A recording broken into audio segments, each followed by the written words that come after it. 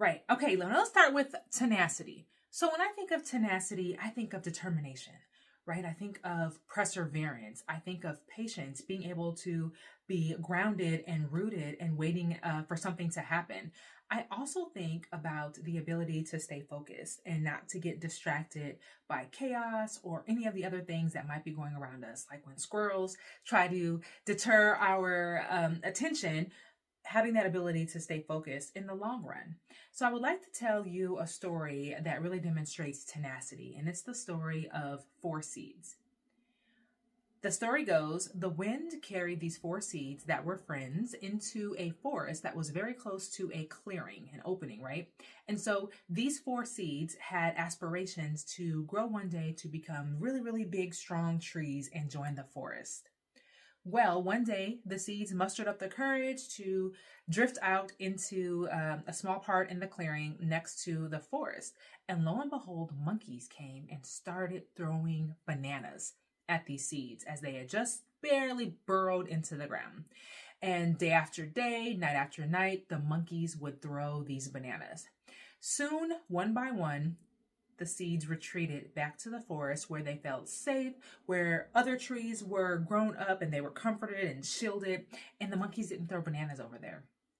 So we started off with four seeds, one by one. The seeds venture back into the forest until there's only one seed left in the opening, in the clearing. This seed became bruised. It got bruised from all the bananas. It even bent over, and at one point it split open. But it didn't move. It stayed grounded. It stayed rooted. Little by little, more and more bananas. The monkeys were relentless. But the seed continued to grow. It sprouted roots. It became stronger and stronger. And it one day grew a trunk. And at the time when it grew a trunk, it was a little bit bigger. It was grounded in the earth. And the monkeys stopped throwing bananas. And they had little effect on this seed that stayed where it was.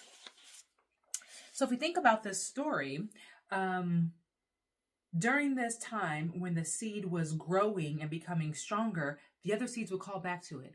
It's dangerous out there. Come on back here where you're safe. Just give up your dream of becoming a big tree. But the little seed that stayed never did, and ultimately became a tree and became the only tree in the clearing.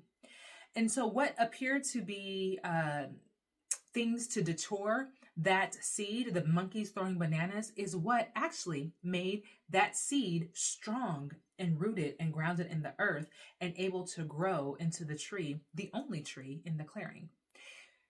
And when I think about tenacity, having the ability to stay grounded and rooted and being able to keep your mind on the goal at hand, so goal-oriented and goal-focused and not worrying about the chaos behind you, is a very essential trait of leaders and leadership.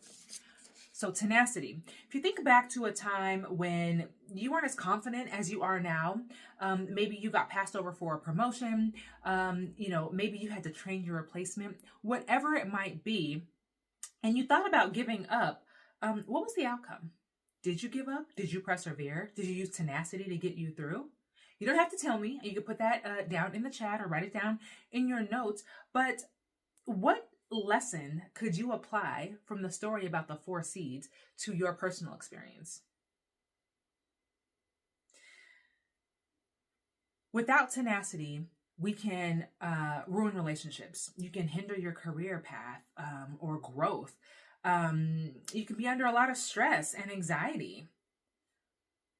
But if you're buried in your beliefs, if you're grounded, if you're rooted, if you can be able to keep your eye on the prize, you're always going to be able to persevere through whatever circumstances is coming at you. All right. And that's what tenacity is. So as a leadership, one of my top 5 traits to have is definitely tenacity. Let's talk about number 2. Let's talk about resilience. So what is it saying? You get knocked down, but then what happens? Absolutely. You get back up. And that's what resilience is. And as leaders, we absolutely need to be resilient, right? So I know, growing up in my family, the kitchen was the hub of the house. That's where you got all the stories, you got all the advice.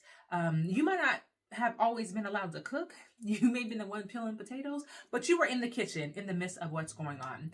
So if we think about resiliency and what that means in our community, I want to share with you another story about resilience. And so this is a story of a young lady who goes back to her grandmother's house. She is distraught. Her marriage is breaking up. She has been overlooked for a promotion that she has been kind of holding out for. She's just feeling really down in the dumps. So she goes to her grandmother's house where she finds solace, and she's like, listen, Nana, these are the things that are happening in my life.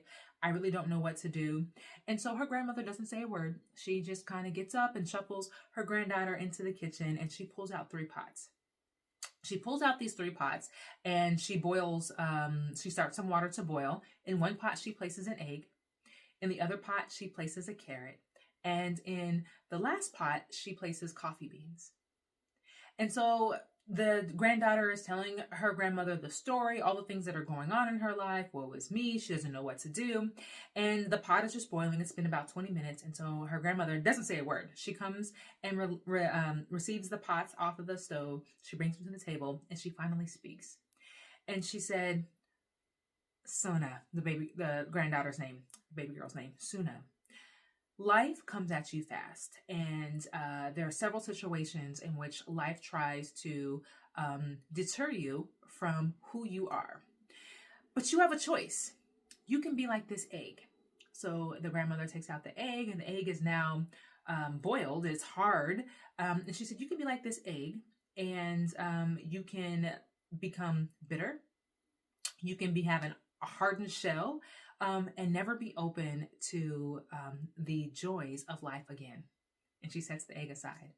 She said, or you can be like this carrot. The carrot started off very hard, very determined, and after the boiling of the water, became very soft and mushy. She said, or you can become soft and mushy and almost like a pushover and let people walk all over you and never have the confidence to go after your dreams or the things that are due for you. Or you can choose to become like these coffee beans. So all 3 of these items, the egg, the carrot, and the coffee beans, went through the same process, right? The boiling water. But the coffee beans were not changed by the boiling water. The coffee beans changed the water.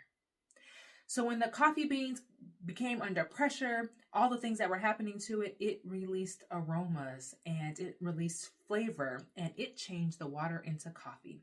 And so Nana asked Nuna, the baby girl, Suna, excuse me, you can choose to be like the egg or the carrot, or you can change your circumstances like the coffee beans change the water.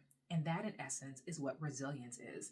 It's having the ability to be aware of the things that are happening around us, the things that are coming at us fast and trying to deter us from our goals or our leadership styles or who we are as a person, but being able to take those situations and embrace them and being able to stand tall while we're going through these trials and still being able to lead, still being our authentic self and still being able to accomplish the things that we were put on this earth to do. And that is what resilience is. And I believe that you already have resilience within you.